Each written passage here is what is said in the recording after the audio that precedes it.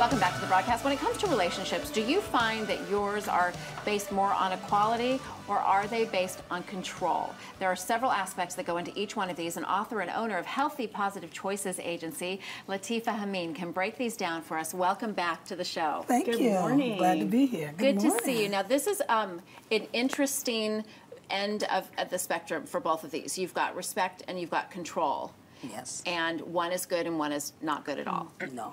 So tell us about it. Okay. When we have two, we have equality or control. Now, equality is equal to respect. That's when you have a relationship based on respect. You have negotiation, you are truthful with each other, you're open, you're honest. Doesn't mean you don't fight. No, right? It doesn't. Okay. It doesn't. But you are open and you're honest with each other and you communicate and you make sure that everything is on a support basis. Okay? Then on the other hand, you have the control, which equals threats. I was going to say fear. Yeah, threats. Of a spouse. Yes, that would be threats. And that's when you have threats, you have isolation. You have where your partner makes you feel like you are less than and condescend you. Or that you put owe you down. them something. Yes. In your experience, does the control balance sort of tip one way or the other when one spouse is working and one spouse is not working, and the contributions to the relationship at home may be off balance a little bit? Yes, it may be off balance a little bit. Sometimes when you have that, you'll have one where, say if the woman is at home, well, there's certain things that she's going to do at home, but it's still an equality because he's respecting what she does at home. Mm-hmm. He's respecting her role, and she respects his role, because everybody has a role. So would you say disrespect is a sign of abuse? Yes, I would. I would say disrespect is. What do you advise people to do with that?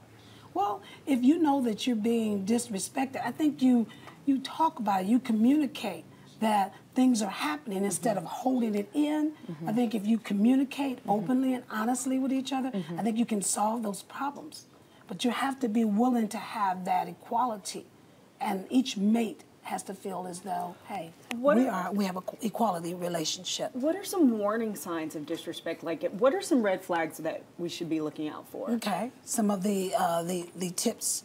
Okay, well, you have to. I would like for you all to become aware of the difference between respect and control.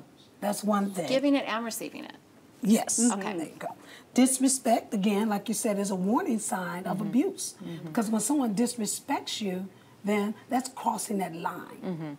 And that is a warning sign. Isn't it important to learn how to respect yourself, though, in the relationship? Yes, it is. In order to command respect. So how should you go about doing that? Just respecting yourself in the relationship? Well, I think that loving yourself, because I think if you don't love who you are, you can't give love out to someone else. So you have to feel good about who you are on the inside. So you have to work on yourself first before you can even begin to work on a healthy relationship. There you go. Which is hard to Absolutely. do, though, when you're with a spouse who's disrespecting you, who's controlling you, it's difficult to get to that place where you're ready to work on yourself when you've got so much coming from the outside, right? Yeah, that's true.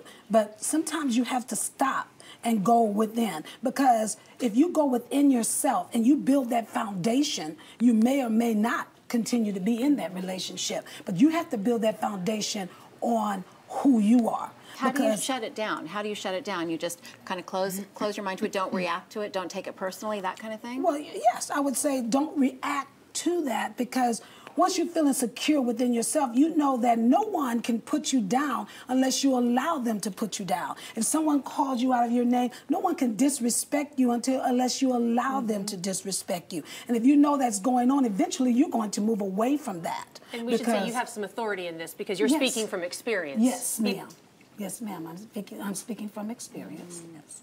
I've had experience with that, and I realized that once I start working on myself and loving who I am, because I come from an abusive relationships, and I realized that I started to love who I was, and I started to build that foundation. And once I built that foundation, I made a choice. I made a choice that I was not going to be in that kind of relationship anymore, because once you love who you are, Which is hard, though, right? I mean, my mom, unfortunately, was in an abusive relationship for 10 years, a smart woman just like you with advanced degrees. It kind of crosses all barriers, race, education, income, and it's important for women to love themselves regardless of their situation. Because when it comes to happiness, you can't get someone to make you happy.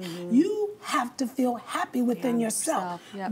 Only thing they do is they enhance your happiness.